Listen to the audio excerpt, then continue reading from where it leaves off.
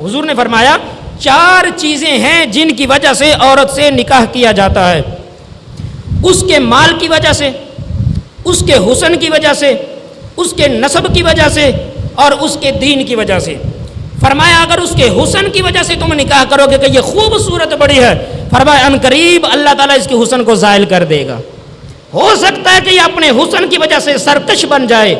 یہ کسی غلط کاری کے اندر مبتلا ہو جائے۔ فرمایا اگر تم حسن کی وجہ سے کرو گے تو اس حسن کی وجہ سے تم تنگی کے اندر پھنس جاؤ گے۔ اور فرمایا دوسری وجہ ہے اس کے مال کی وجہ سے نکاح کیا جاتا ہے۔ حضور نے فرمایا اگر تم مال کی وجہ سے، مال کے لالچ میں کسی سے نکاح کرو گے، نبی پاک علیہ الصلوۃ والسلام نے ارشاد فرمایا وَلَا تُزَوِّجُوهُنَّ لِأَمْوَالِهِنَّ فَعَسَىٰ أَمْوَالُهُنَّ أَن تُطْغِيَهُنَّ۔ فرمایا ہو سکتا ہے اس مال کی وجہ سے عورت سرکش ہو جائے، شوہر کی بات ہی نہ مانے، اس کو جناب گھاس ہی نہ ڈالے،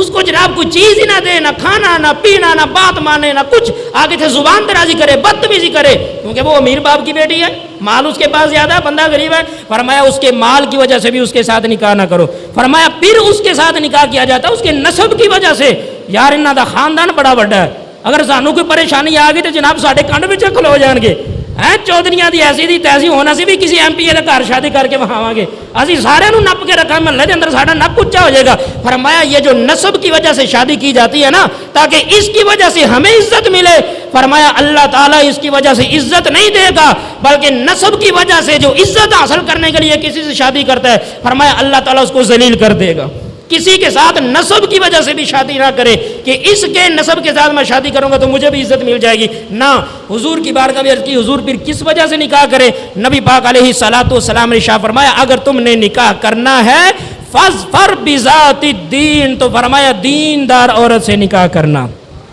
نہ مال والی، نہ حسن والی، نہ جناب نسب والی، فرمایا دیندار عورت سے نکاح کرنا۔ اگر دیندار عورت کے اندر یہ تینوں چیزیں آ جائیں تو ٹھیک، وگرنہ ایک عورت کے اندر 3 چیزیں ہیں، دین نہیں ہے، تو فرمایا تینوں چھوڑ دینا، صرف دیندار عورت کے ساتھ نکاح کر لینا۔ اللہ اسی کے اندر نبی پاک علیہ السلام نے فرمایا برکت عطا فرمائے گا،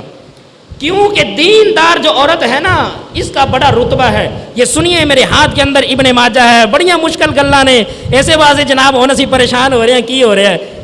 مفتی صاحب نے اج کیڑیاں گلاں چھیڑ دیتیاں نے،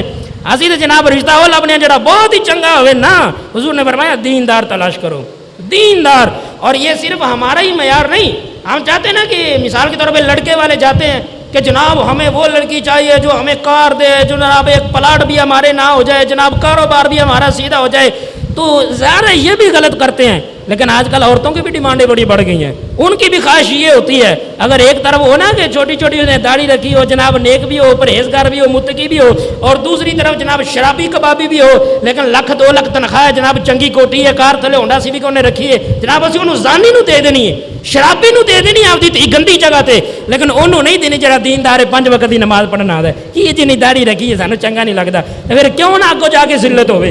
اگوں جا کے کیوں نہ پھر ذلیل ہو، اگے جا کے کیوں نہ پھر طلاق ہون، کیوں نہ پھر پیو بڈھے وارے کچہریاں دے اندر دھکے کھاوے، پھر مولویاں دے کول مولوی صاحب میری دھی نو طلاق ہو گئی کی کریے، ہن بھی دو